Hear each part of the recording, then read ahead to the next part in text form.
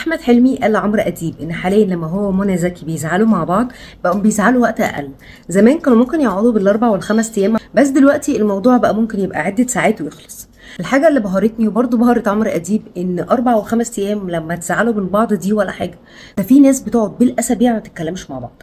طب ده بسبب ايه؟ بسبب ان احنا في مجتمعنا ما عندناش حاجه اسمها كلير كوميونيكيشن.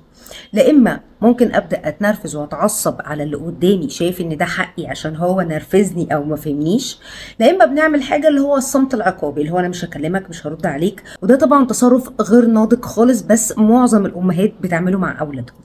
فايه اللي بيحصل؟ ان احنا بنخرج لمجتمع تبدا تبقى علاقاتنا مع اصدقائنا زمايلنا في الشغل والاشخاص طبعا اللي هنرتبط بيهم تبقى بنفس الشكل. لا اما يوم ما اتكلم انفجر واقول كلام مش صح، لا اما قرر ادي وش للشخص اللي قدامي وما اقبلوش.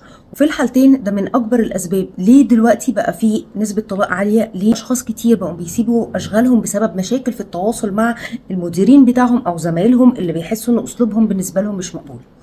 ايه اللي انا عايزه اقوله لكم؟ اللي انا عايزه اقوله لكم ان انتوا تتعلموا تعملوا كلير كوميونيكيشن، هي حجر اساس لان انتوا تبنوا علاقات سويه وعلاقات صحيه.